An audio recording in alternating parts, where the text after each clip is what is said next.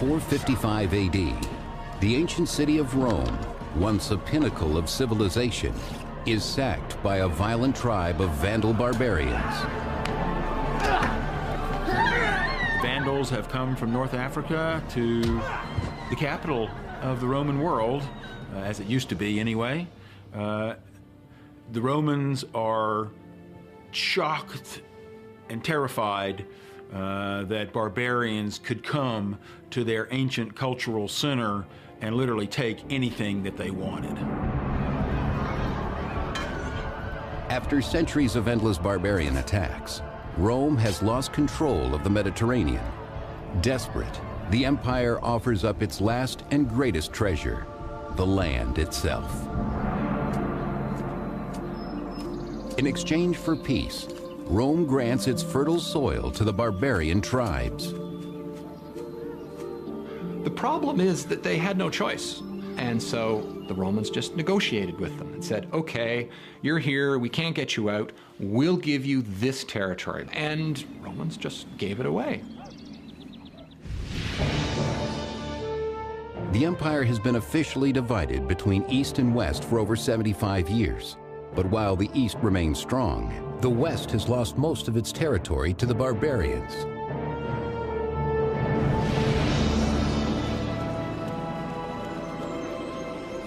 As it barters away its land, the empire receives barbarian soldiers in return. But the plan only backfires. The emperors made a deal with the devil, so to speak, because when the emperors gave land to the barbarians, they were giving away whatever tax revenues might come to the imperial treasury from those lands. The more you gave away, the poorer you got. The poorer you got as Roman emperor, the more land you needed to give away, and it was a deadly downward spiral for the strength of the Roman Empire.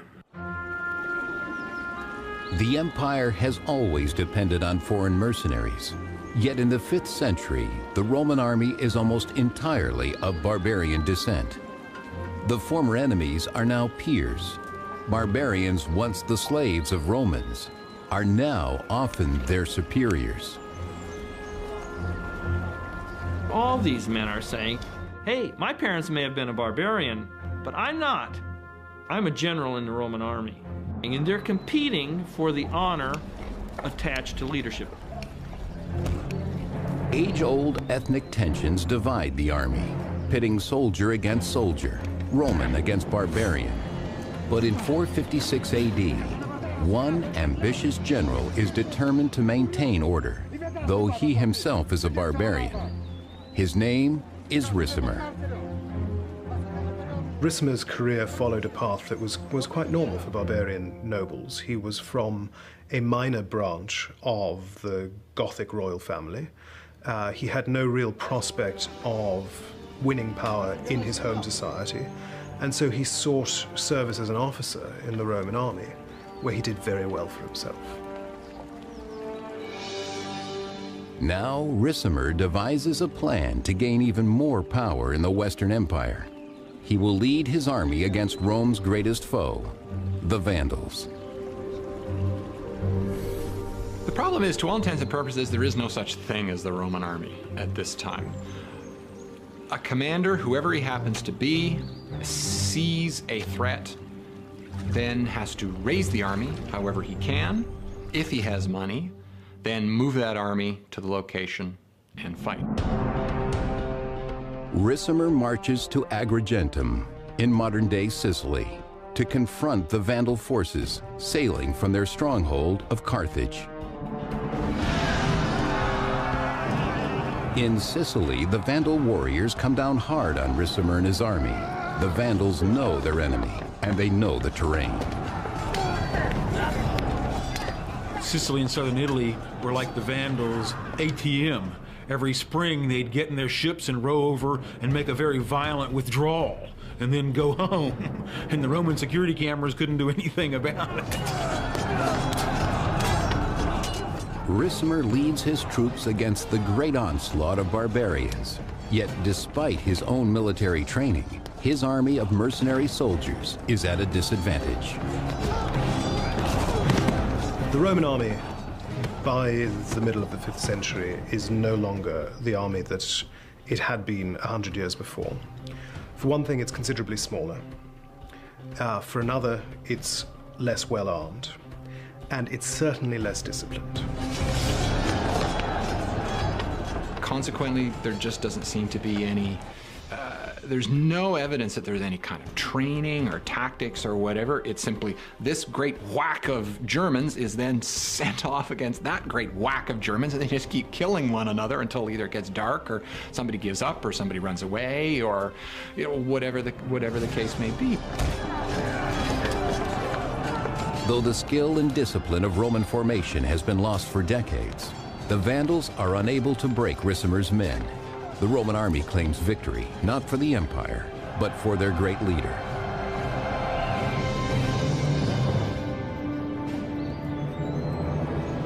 The battle-weary Ricimer returns home a hero, but he's not the only general seeking his fame and fortune in Rome. Two old friends from his youth are equally ambitious, Majorian and Aegidius. Ricimer, Majorian, and Aegidius had all effectively been fellow junior officers, and their careers had marched in step with one another over the years. But now it is their innate differences that stir conflict below the surface. The three men reflect the great ethnic divide hindering the empire. I think one of the sources of the obvious personal tension between Aegidius, Ricimer, and Majorian really lies in their origins. Aegidius is from Gaul, Majorian is from Italy, and Ricimer is a barbarian who wants to live as a Roman. And Ricimer's out to prove that he has as much right to a piece of the empire as any other Roman.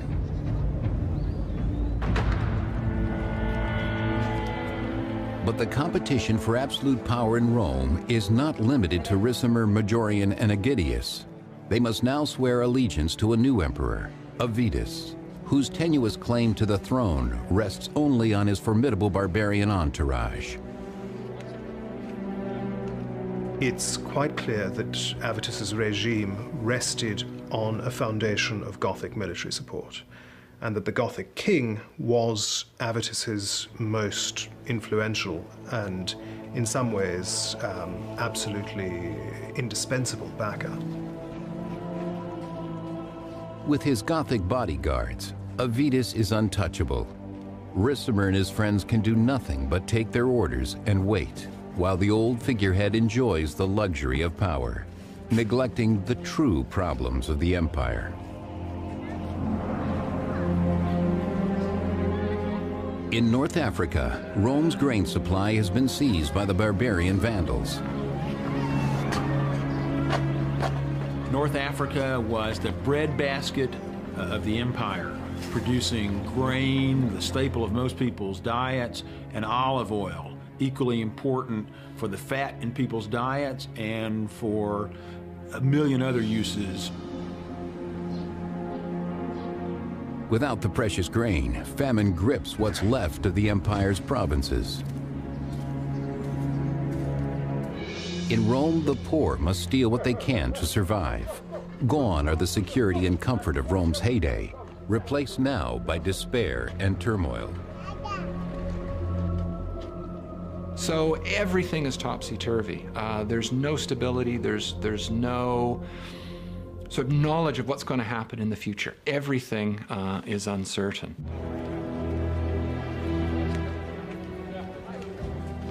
The situation at the imperial palace soon declines as well. Angry and impatient, Emperor Avitus's Visigoth soldiers demand payment for their services. Avitus is desperate. Roman emperors couldn't pay the barbarian troops that they needed in cash because the Roman Empire's revenues were so greatly decreased. So when Roman emperors were bartering for military support, they were dealing in the only good currency they had left. So Avitus has to strip the bronze off of the temples in order to pay the guys who came down to Gaul with him, all the Gothic army and his Gothic entourage. But by selling the treasures of Rome, Avitus only saves himself.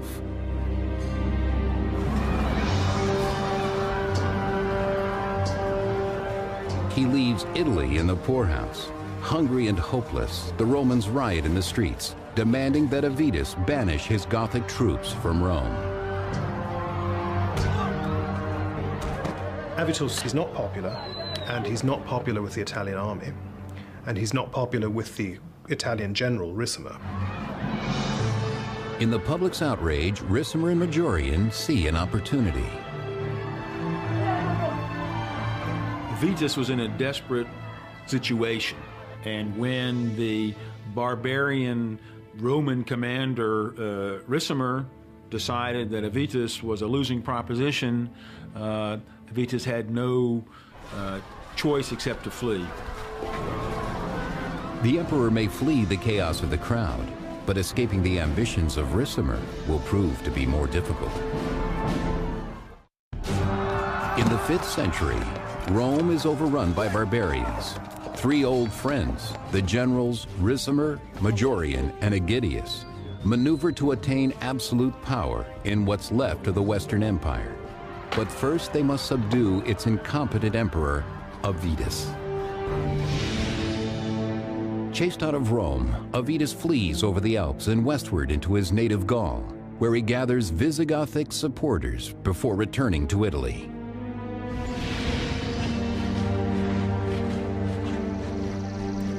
With the support of his fellow Gauls, Avitus hopes to easily regain the throne. But back on Italian soil, Ricimer and Majorian are waiting for him. The ambush is brutal. These battles are up close and personal because you have to be able to kill them from up that close.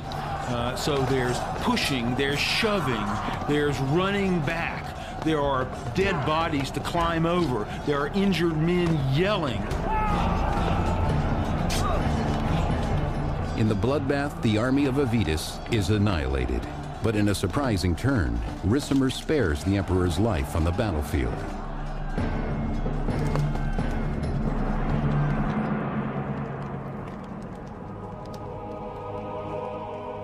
Avitus is made bishop in a church in the same Italian city where he is defeated. Why was Avitus, the deposed emperor, made into a bishop? So that he would no longer have any military connections or any military power, and so that Ricimer, who deposed him, could say, I didn't slaughter a legitimate Roman emperor. I allowed him to follow a religious vocation which he had always wanted to do. This is the public story. But in the shadows, Ricimer sends a secret assassin, his old friend Majorian, to silence Avitus for good. For Ricimer, holy exile isn't enough. He must have total victory. Italian Romans wanted to protect what they saw as their own interests. With the deposition and then strangulation of Avitus, the emperor from Gaul was out of the picture. And now Romans in Italy could hope that they would go back to the future and that Italy, the source of Rome's original greatness, would once again be the source of the Roman Empire's salvation.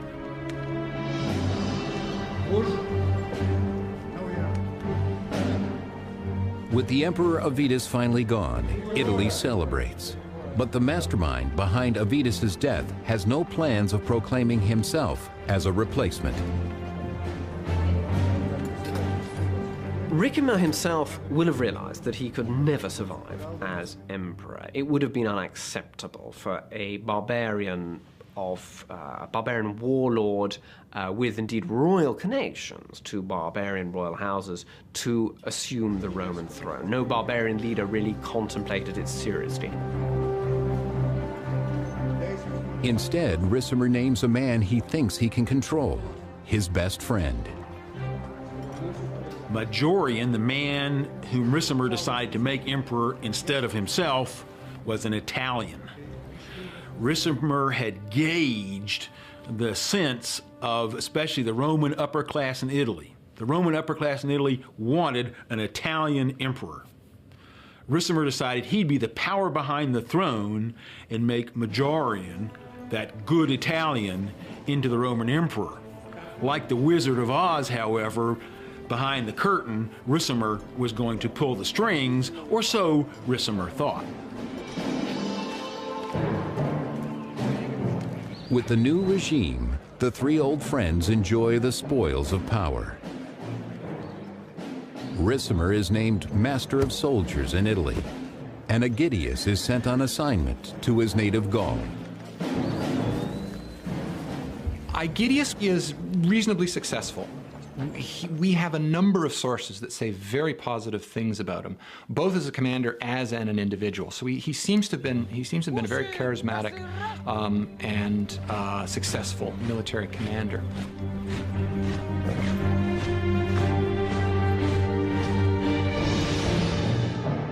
Aegidius secures his army's camp in Gaul near the city of Soissons.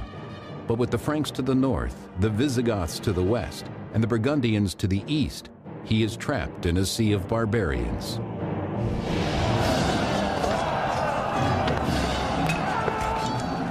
Under constant attack from their barbarian enemies, Aegidius and his army rise to the occasion, determined to defend Roman Gaul at all costs.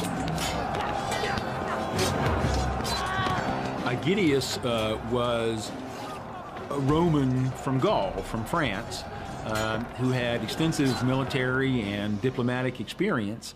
And the Roman hope was that he could prevent further, especially Gothic incursions in Gaul and protect what admittedly small part of Gaul was still part of the Roman Empire.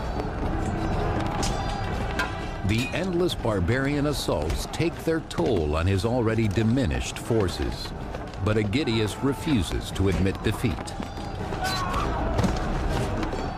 At this stage, Aegidius, in the 450s, there's still hope, perhaps, and he clings on to this view and tries and hopes for a restoration of Roman power.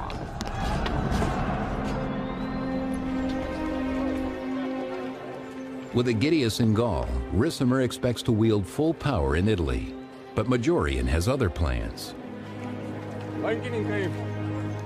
What Ricimer discovers is that Majorian has every intention of being an active Roman emperor rather than the figurehead that he was intended to be. He tried very hard to push Ricimer into the shadows and into the sidelines, and he tried to take command of major military ventures on his own. Majorian is an emperor who's clearly very dynamic, who is also very efficient, and he's also aware of the deficiencies of the empire, which he's determined to rectify. Majorian devises a grand campaign against the Vandal king Gaiseric, leaving Ricimer on the sidelines. This Ricimer will not allow. The alliance between Ricimer, Majorian, and Aegidius yields success when Majorian is made emperor, and Aegidius gains victories in Gaul. But Ricimer's power as the mastermind is threatened when Majorian strikes out on his own, launching an expedition against Rome's greatest enemy, the Vandals. Majorian leads his troops across the Alps into Gaul and south into Hispania to prepare a naval attack against the Vandals of North Africa.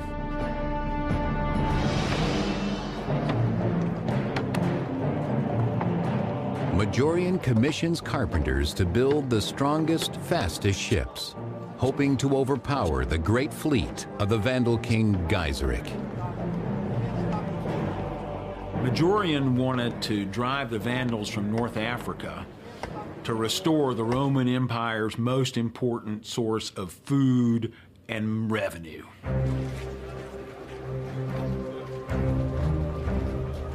Camped near the Mediterranean coast, Majorian takes every precaution for his important and expensive mission.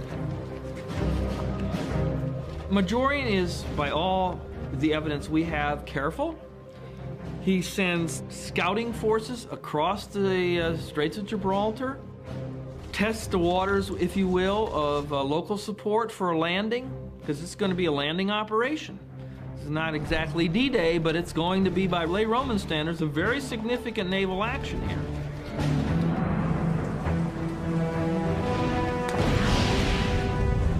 But in the night, disaster strikes, despite all of Majorian's efforts. Gaisric's men set the Roman fleet ablaze. Once again, the Vandals proved to be too much for the Romans. They cannot defeat the Vandals. Lots of things, they just collapse before they even really start. In some cases, the expedition really collapsed halfway through, and the Romans up to that point were winning.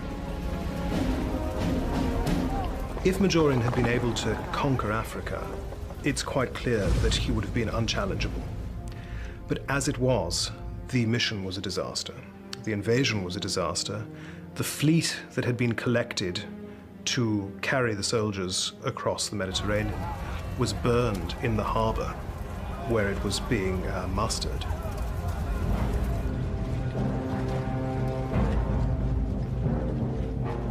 Majorian returns to Italy, dejected, his great plan to recapture North Africa ruined. This is a humiliating act in part of Majorian.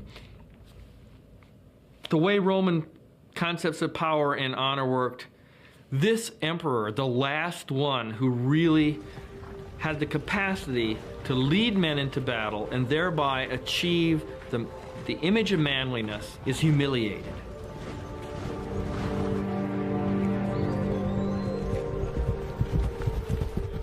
Along the same wooded road to Rome, a troop of soldiers rides to intercept the emperor.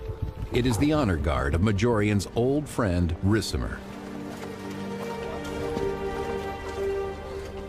Majorian was the first military emperor that Rome had had in years and years and years. But with the failure of the Vandal expedition, Ricimer, for some reason or other, decided to get rid of him. There may have been other things going on. Majorian may have blamed the failure on Ricimer. Ricimer may have blamed the failure on Majorian. We have no idea. 5th century writer John of Antioch. Ricimer and his soldiers arrested him, stripped him of his purple robe and crown, beat him, and beheaded him. Thus ended Majorian's life.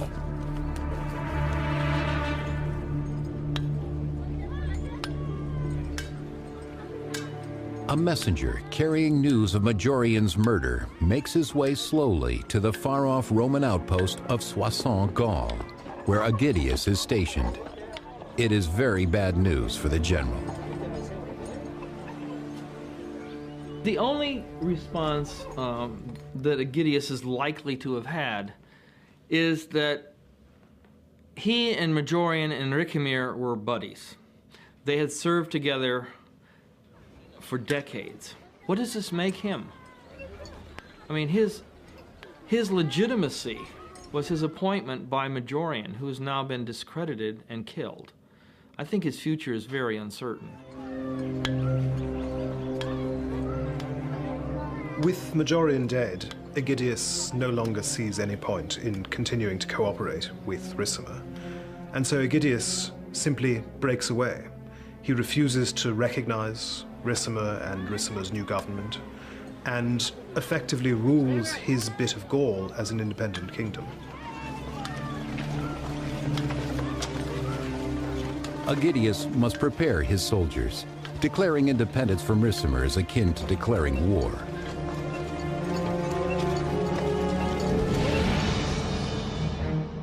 Rejecting Ricimer's rule in Italy, Aegidius considers his kingdom of Soissons the last vestige of the Roman Empire. There's no evidence that they're responding to orders from Ricimer or anyone else in Italy.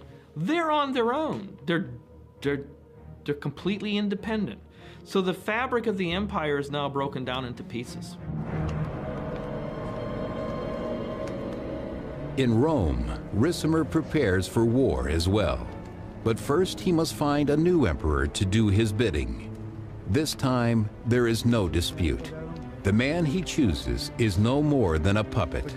Livius Severus. No one wants to be emperor. It's not a job that anyone needs. The only person who needs an emperor is the generalissimo. He's the guy who needs the emperor. Nobody else needs one. So Ricimer's there, and he needs an emperor. So he's the one who appoints the successor to Majorian, Livius Severus. With the new emperor Severus by his side, Ricimer can do as he pleases, and nothing will please him more than getting rid of Aegidius once and for all.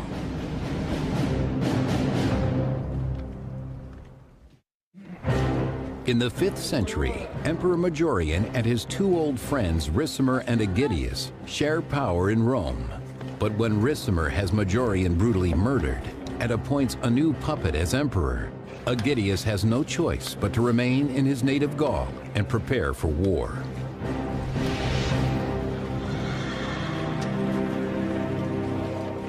After such a personal betrayal, Aegidius and his men are ready to do battle with Ricimer. The power alliance between the three old friends has been hijacked, and Aegidius is left out in the cold. Maybe he thought he had an understanding that he was a co-player in this game, that there were two generals in charge here, Ricimer and Aegidius.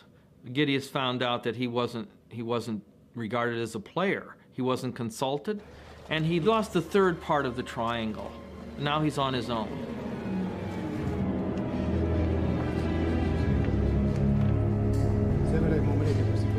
But Ricimer is already making plans to block Aegidius's impending attack. With the new emperor, Severus, under his thumb, Ricimer makes a deal with Rome's one-time enemy, the Goths.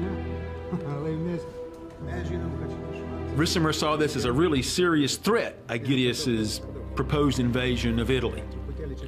So Ricimer did the smart thing. He made an alliance with the Goths, who were in Aegidius's rear. Goths, Aegidius, Italy. Because Ricimer knew if the Goths could put pressure on Aegidius from the back, Aegidius couldn't come to Italy, and that's in fact what happened. Just as he has always done, Ricimer commissions someone else to do his dirty work. Emperor Severus proves to be the perfect puppet for Ricimer, happy to allow the war against Aegidius to unfold. As Aegidius moves his troops south from his kingdom in Soissons, Gaul, he is attacked by Ricimer's army of Goths outside the city of Orléans.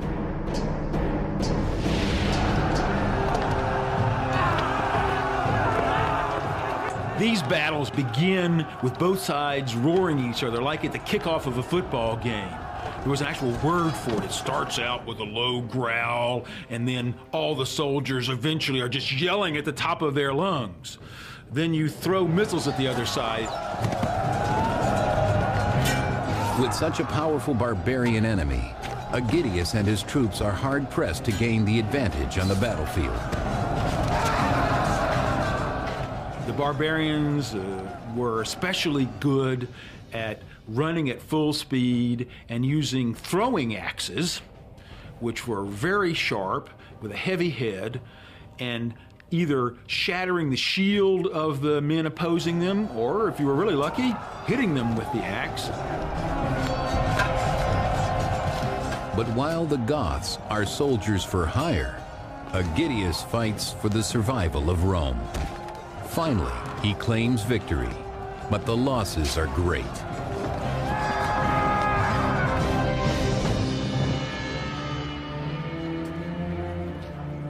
In the field hospitals of Gaul, Aegidius and his men recover from the Gothic attack, but he knows there will be more. Aegidius has his hands full, essentially. These deals that Ricimer cuts with kingdoms in his vicinity obviously mean that he has to deal with these. These are going to be his priority. He's going to be busy in Gaul and not be able to detach any forces to invade Italy. He just simply doesn't have the resources to deal with it. Desperate to vanquish Ricimer's forces in Rome, he turns to an unlikely source for help. Aegidius sends a messenger south to Rome's most menacing enemy, Gaiseric, who, as king of the Vandals, had taken North Africa, the breadbasket of the empire, over 20 years earlier. He sends an envoy to try to strike a deal, and Aegidius must have been very worried about how this deal would be perceived if it got out to be public knowledge. On the one hand, people could see, well, if we can reach a real deal with the Vandals, then we have a real bright future. But on the other hand, what will we have to give up to deal with these people who've taken away the most precious, the richest part of our empire?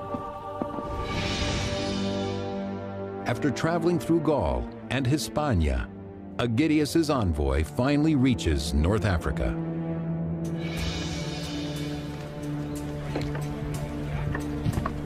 In the Vandal camp, the messenger delivers Aegidius's plea. It looks as though Aegidius may have sought to establish some sort of relations with Gaiseric in North Africa from the point of view that they both have a common enemy, that is Ricimer in Italy, and therefore Ricimer could be caught between Gaul and North Africa, a potentially very dangerous position for Ricimer. The barbarian king Gaiseric could be the last best hope for the empire's survival. Surrounded by barbarians in Gaul, Aegidius is unable to drive his army against Ricimer and the puppet emperor Severus. With nowhere else to turn, Aegidius sends a plea for aid to the Vandal king Gaiseric.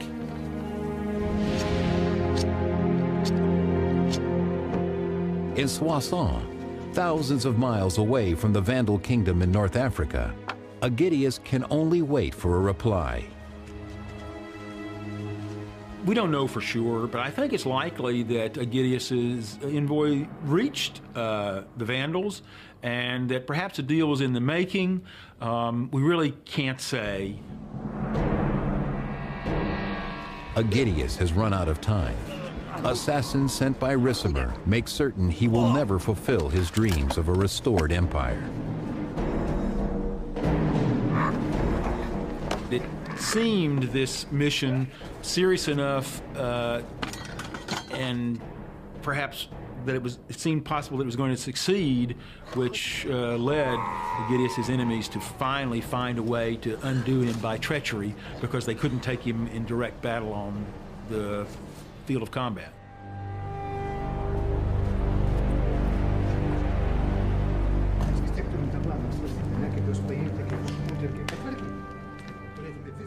With Aegidius out of the way, Ricimer's hunger for power only increases, and his thirst for blood cuts short the life of his puppet emperor, Severus.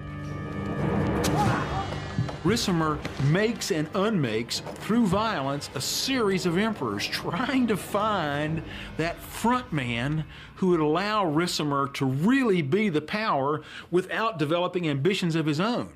The problem for Ricimer was that when he put a puppet on the Roman throne, that puppet didn't want to remain a puppet. But now total power is his. Ricimer's ambition and bloodlust seem to know no limits. For 2 years, Ricimer rules Rome without naming an emperor.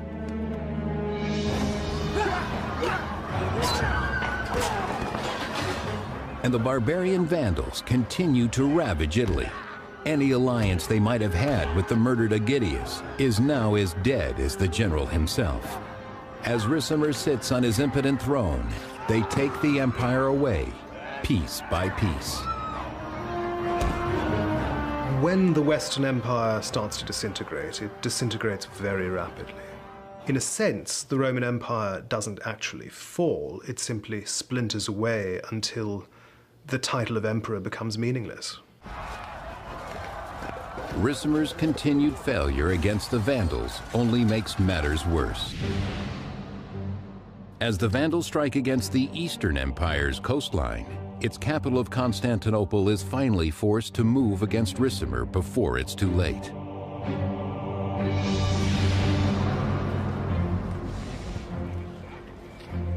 From within his protected palace walls, the Eastern Emperor Leo devises a plan to save the troubled Western Empire from Ricimer and the barbarian invaders.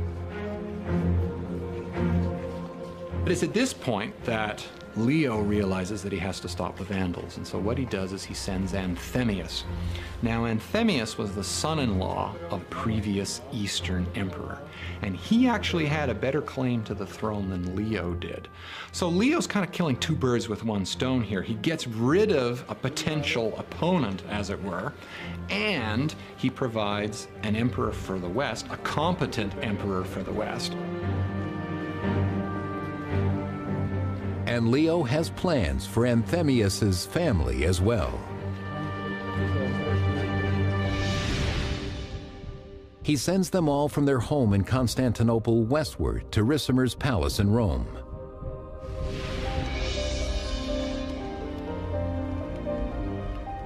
Anthemius's young daughter Alypia is offered to Ricimer in marriage in an attempt to subdue the ambitions of the bloodstained general, while Anthemius assumes the throne of the Western Empire. It seems as though the Western government had nothing against this, and Ricimer, who was, as it were, the effective ruler of Italy, welcomed him there and married his daughter, called Alypia.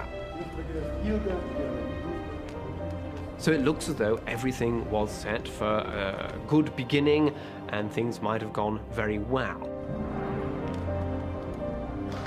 Ricimer's assumption that Anthemius will serve simply as another puppet emperor soon proves false.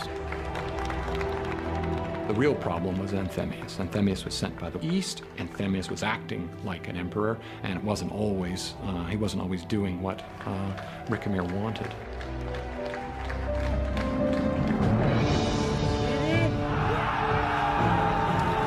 In 468 AD, with Anthemius now maintaining control in the west, the Eastern Emperor Leo finances a large-scale expedition against the Vandals in Sicily. There is no example of the East helping the West militarily unless their own interests were involved. And almost always it involved the Vandals, because the Vandals had this giant port, they had a fleet, and of course this is what prompted the big expedition in 468, because they were now actually able to attack the East anywhere. But Ricimer cannot tolerate Anthemius, who, backed by the Eastern Empire, diminishes his own hold on power. And the tradition in the West by this point was that the emperors were merely figureheads, that Ricimer made the important decisions, made emperors and removed them, and conducted military operations himself, whereas Anthemius was perfectly capable of doing this himself. Filled with jealousy, Ricimer sabotages the attack, assassinating Rome's own commanders, leaving the empire's forces vulnerable. The whole thing falls apart, and then unfortunately, the fleet, which is headed by Leo's brother-in-law, it falls apart as well. The ships are burned. Everything is a complete disaster. After the empire's crushing defeat in Sicily, Ricimer spends months gathering troops in Milan before launching a full-scale attack on Anthemius in Rome.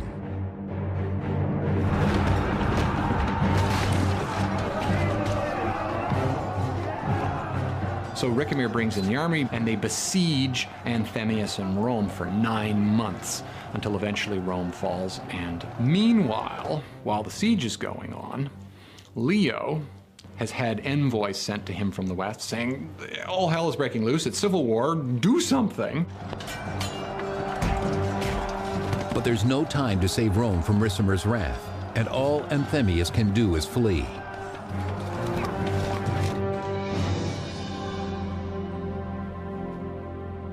In a familiar scene, the deposed Anthemius seeks sanctuary in a church. Well, we know that the besiegers broke into Rome early in July of 472, and that Anthemius's followers scattered. Anthemius disguised himself as a beggar and was caught probably at the shrine of the martyr Chrysogonus.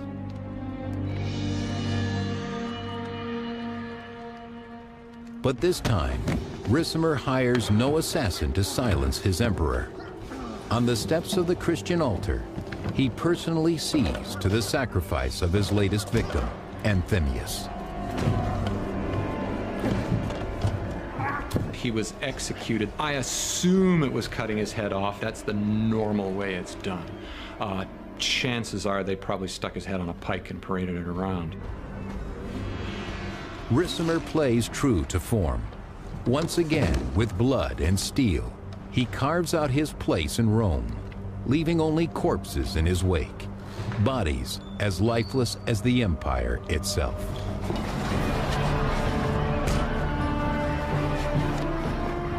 Again, without an emperor, Rome succumbs to anarchy and violence. Barbarians meet little resistance as they raid the towns of Italy. They go out and they sort of rape, loot, and plunder, attack cities and whatever else, and then come back. And this is what people have to face every year. So there's no stability. Ricimer does nothing as the empire self-destructs. He cares only for himself, as always, garnering his power from the empire's weakness. So now there's a peculiar circumstance here. We don't seem to need a real emperor, and it's hard to find a role that's clearly cut out for the commanding officer of the Western armies. One could really question why we have any imperial government at all. This society is slipping out of the structural system that we had identified with the Roman Empire. Ricimer is a man who has built his career and power on the countless dead bodies of his enemies, both barbarian and Roman. Now he is alone, master of an empire in name only. In such turbulent times, even the details of Ricimer's death are fragmented. Priscus, the only source, tells us that he died vomiting copious quantities of blood. Haima pleiston. And that's it. And so we have no idea whether it was, an ulcer or cancer or what. With the sources, we have no idea.